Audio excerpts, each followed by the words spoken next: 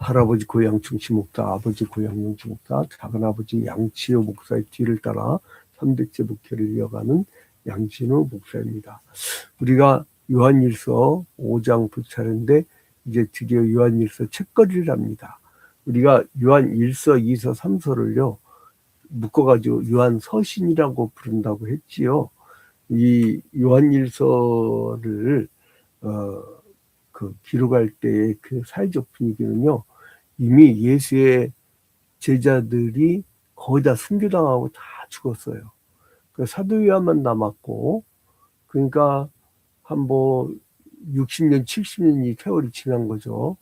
그리고 나니까 예수 그리스도의 복음이 아직 기록이 완성되지 않을 때예요. 바울의 편지가 돌아다니고 예수의 제자들의 편지가 돌아다니고, 그래 교회들이 이게 뭔가 정경이 없으니까 다들 주의 주장이 엄청났을 때예요. 그때에 이단들이 그 메시아, 구약의 히브리어로 메시아죠. 그 다음에 신약의 헬라어로 크리스토스죠. 헬라어로 그리스도와 인간 예수를 분리시켜버린 거예요. 신이었던 분이 인간이 되어서 인간을 대신해서 유월절 어린 양으로 십자가에 달려 죽으신 그 복음의 핵심을 그리스도와 예수를 분리하면서 설명하기 때문에 사람들이 아주 혼란을 겪게 돼요. 여러분, 우리를 대신해서 죽어주신 예수는 신이지만 우리가 되셔서 우리 인간을 대표해서 십자가 달려 죽어서 우리의 죄가 원죄가 사해진 줄로 믿으시기 바랍니다. 그게 대표 원리라고 그래요. 그 에덴 동산에서 그 아담이, 우리가 아담 아무 상관없잖아요. 아담이 말씀에 불순종해서 선악을 알게 나무 씨를 따먹는 것이 나랑 무슨 상관이에요. 그걸 대표 원리라고 그래요. 여러분, 우리나라가 이제 그 월드컵 나가게 되잖아요. A조에서 이제 멕시코하고 남아프리카 공화국하고, 그리고 이제 이 유럽에서 플레이오프로 이제 바닥에서 또 기어 올라오는 나라, 아마 덴마크가 될 것 같아. 근데 이제 그런 나라하고 이제 그 경쟁을 하게 되잖아요. 근데 이제 그와 마찬가지로 이러한 밀고 당기는 그런 싸움들. 근데 이제 이때 이거를 어떻게 이렇게 이겨내라 이게 아니라, 이걸 어떻게 이겨내라 이게 아니라, 이 재밌는 게 뭐냐면요, 여기서 얘기하는 거는 사랑. 그냥 니들 사랑해라. 그거만 얘기하고 있네. 응? 자,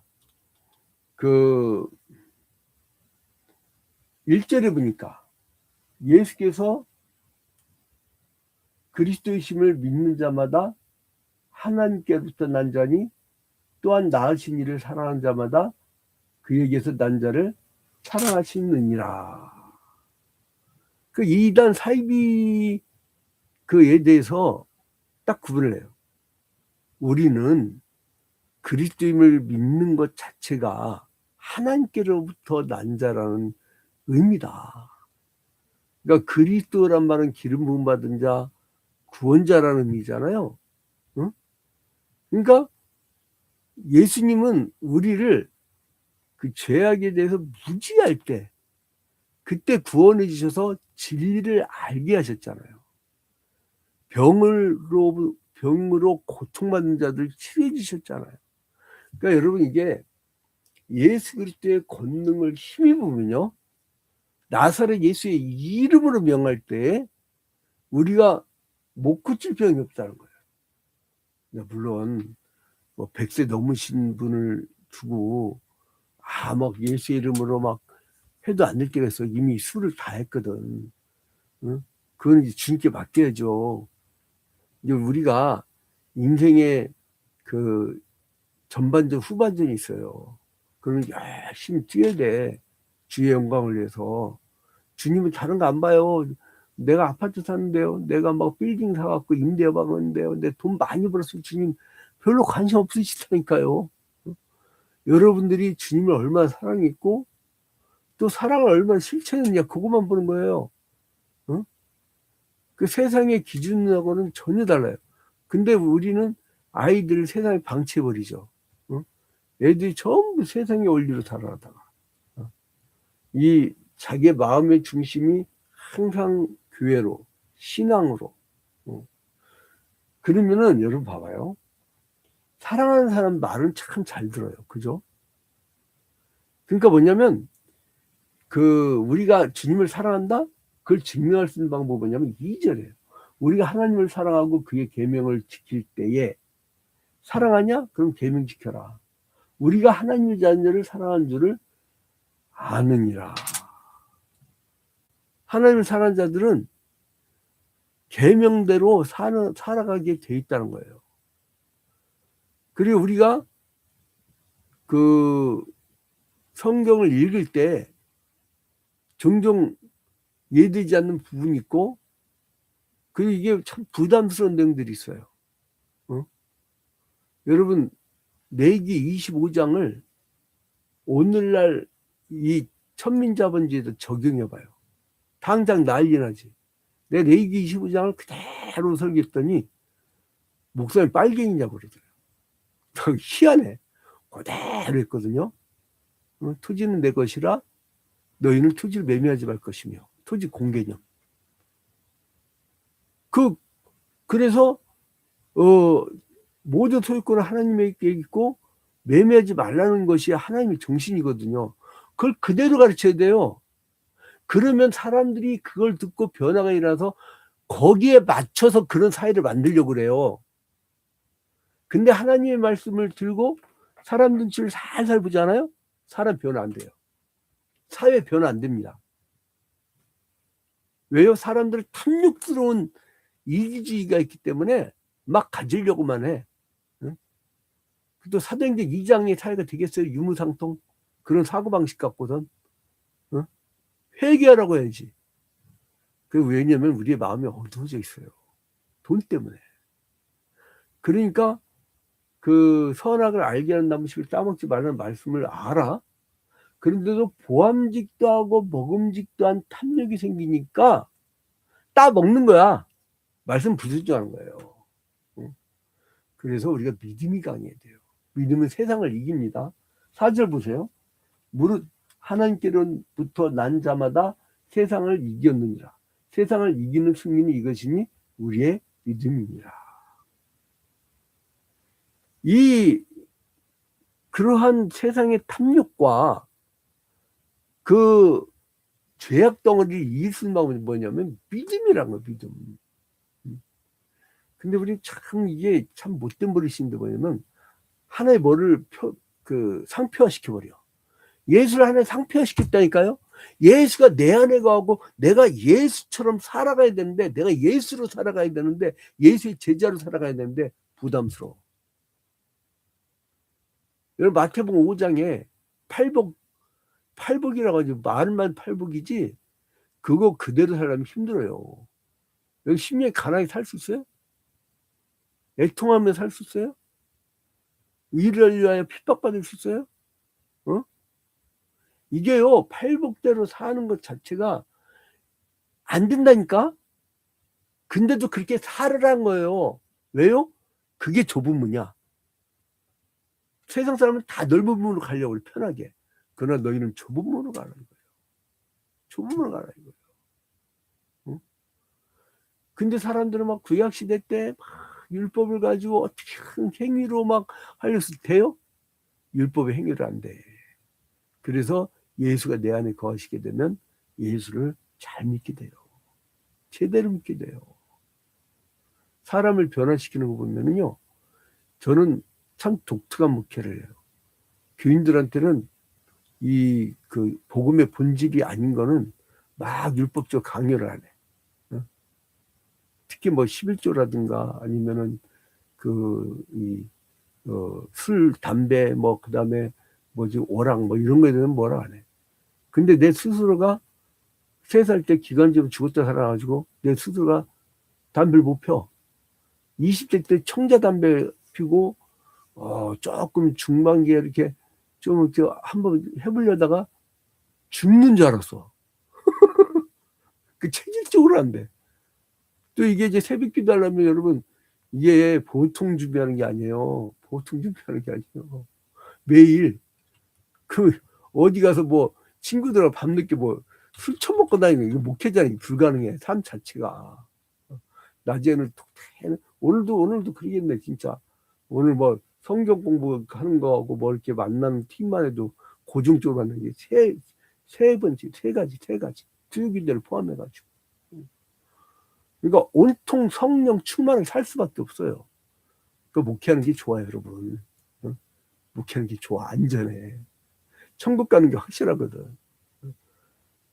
저는 다시 태어나도 목사할 거야. 너무 행복해요. 근데 너무 배고파. 너무 돈이 없어. 그런데도 행복해. 예수 때문에 행복해요. 자, 6절에 보니까 이는 물과 피로 임하신 이신이 곧 예수 그리스도시라. 물로만 아니요 물과 피로 임하셨고 증언하는 이는 성령이시니 성령은 진리니라. 여기서요 참 이게 그러니까 요한일서 5장 그 책거리라면서요 이 기가 막힙니다.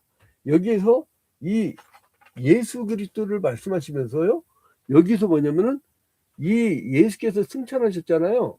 근데 예수께서 승천하셨는데 예수께서 예수 그리스도의 영이 임하셔. 그거를 성령이라고, 진리의 영, 성령. 그러니까 예수 그리스도의 영이에요. 그러니까 성령 충만하다는 거 뭐냐면 예수 그리스도의 복음의 말씀을 아주 열정적으로 가르치고 열정적으로 복음을 전하게 된다는 거예요. 그래서 이제 예수님은 물세례를 통해서 하나님의 아들이 된 것을 증명했잖아요. 이제 요단강에 세례를 받을 때에 하늘이 갈라지면서 비둘기와 같은 그 역사 일하면서 있는데 사랑하는 아들이라 그랬잖아요. 하늘에서 들리는 음성이 있었잖아요. 그때 이제 그 물세례를 해주셨거든. 사람들이 다 받는 물세례. 그러니까 이게 그 물세례는 뭐냐면 공적 교회에서 나는 이렇게 거듭난 사람이요 예수를 영접했습니다. 이걸 표시내는 것이고 성령 세례가 진짜의 세례예요. 로이드 존스 목사님은 그렇게 구분을 해요. 성령 세례라는 책에서. 난 그게 참 좋더라고. 이게 그분도 개혁주의 신학자인데 우리랑 조금 다른 주장을 하지만 그래도 뭐 같은 개혁주의 라인이니까 그렇지 실제 그래요. 어떤 사람은 물세례를 받기도 전에 성령 세례를 받았어. 어떤 사람은 물세례를 받았는데 20년, 30년, 40년 가도 성령 세례를 못 받았어. 그러니까 성령 세례가 중요하거든요. 그래서 이 그리스도께서 피로 우리 가운데 임하셨을 때 우리의 그 죄가 싹 사라져요. 그 다음에 이제 9절을 보니까요. 만일 우리가 사람들의 증언을 받을진데 하나님의 증거는 더욱 크도다. 하나님의 증거는 이것이니 그의 아들에 대하여 증언하신 것입니다. 그래서 하나님의 아들을 믿는 자는 자기 안에 증거가 있고 하나님 믿지 않냐는 자는 하나님을 거짓말하는 자로 만드나니 이는 하나님께서 그 아들에 대하여 증언하신 증거를 믿지 않냐였습니다.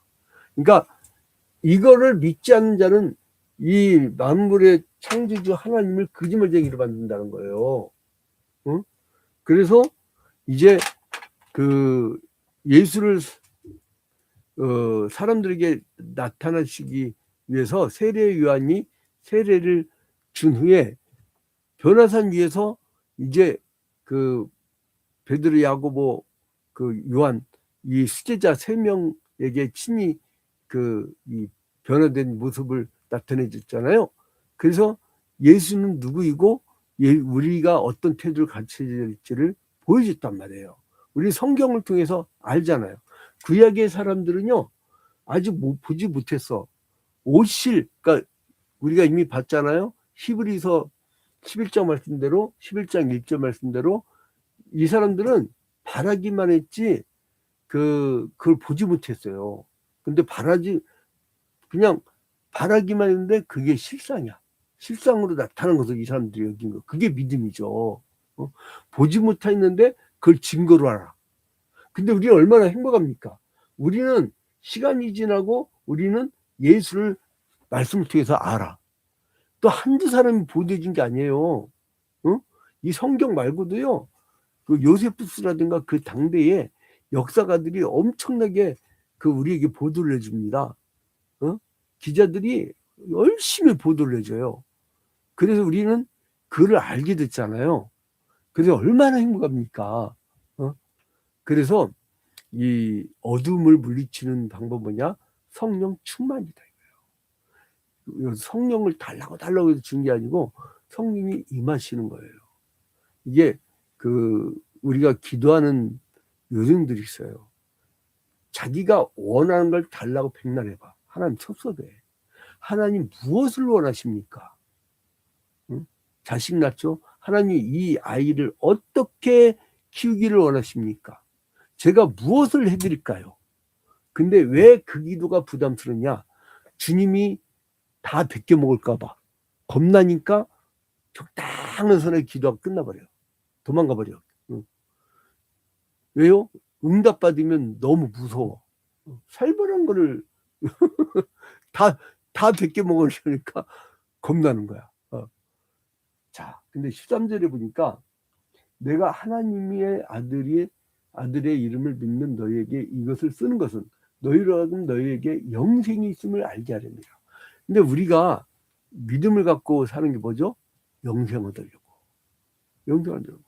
그러니까 이 예수 그리스도를 그 말씀에 기록해서 우리에게 주신 이유는 뭐냐면 영생 얻게 하려고. 영생 얻게 하려고. 영원한 생명. 원래는 우리가 그 에덴 동산에서 영원토록 살게 설계가 돼 있었어요. 근데 허용적 작정.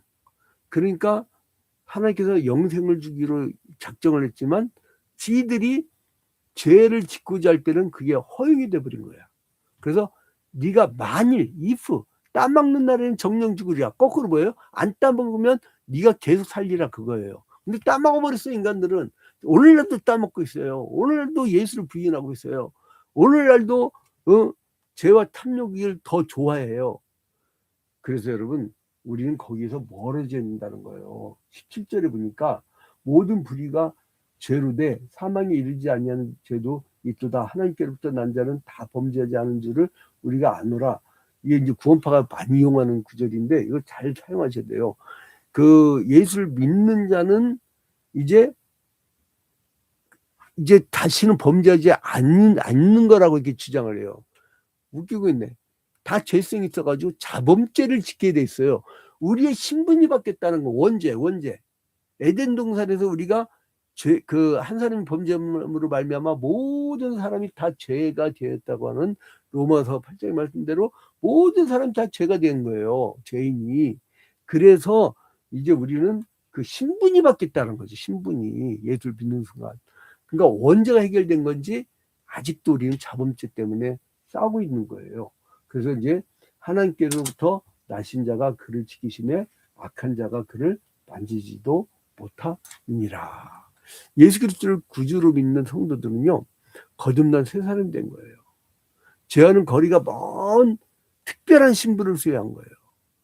그래서 하나님께 기도하면요, 응답받는 특권이 생긴 거예요. 우리가 하나님의 나라는 우리가 하나님의 영이시기 때문에 만지지도 보지도 못하고 하나님은 마치 숨어서 비겁하게 나를 안 도와주시는 분 같아. 여러분 뭐 기도하는데 응답해 주세요 했더니 제인우 야야야야야 내가 오늘 너의 응답을 해갖고 너 어디 가서 동방에 귀인이 올지어다. 나 그런 적 한 번도 없어. 태어났고 지금까지 그렇게 들은 적이 한 번도 없어요. 근데 뭐예요? 주님께서 영이시기 때문에 우리가 하나님의 형상을 닮았잖아요. 이미지. 그러니까 하나님의 형상을 닮았다는 건 하나님의 영이지만은 우리가 영적 생명이라고. 영적 생명. 그 새 사람이 되어가지고 우리를 구원해 주셔서 우리를 변화시켜 주셨는데, 그렇게 되면 어떻게 되냐면 죄와 먼 생활을 하게 된다는 거예요. 그러면 어떻게 되냐? 하나님과 교제하게 된다는 거예요. 여러분, 내가 알 수 없는, 그러니까 예수께서는 분명히 떠나 계시는데 같이 계셔. 이상하죠? 떠나 계시는데 같이 계셔. 이거를 뭐라고 하냐면 그리스도와의 신비적 연합이라고 그래요. 이게 교리적으로, 기독론에서 그리스도와의 신비적 연합. 우리 성도들은 하도 많이 들어갖고 이제 외울 거예요. 기독론에서 그리스도의 신비적 연합. 떠나 계시는데 함께 계셔. 그게 그리스도의 신비적 연합이에요. 보좌 우편에 계시는데 내 곁에 서서 근심하며 기도하셔요. 그래서 이 하나님의 자녀는 하나님과 친밀한 교제를 나눌 수밖에 없어요. 왜요? 내 곁에 서 계시는데 어떻게 할 거야? 내 곁에 서 계셔요. 그래서 우리의 삶을 인도해 주셔요. 그래서 우리가 죄악과 먼 생활을 하게 되어 있습니다. 죄악의 마음이 어느 날부터인가 사라져. 우리 교회 남자 성도들 그래. 아니 목사님 희한해. 내가 믿음 생활만 열심히 했더니 나 이것도 꿈꿔요. 저것도 꿈꿔요. 내가 거르게 이제 너무 재밌어요.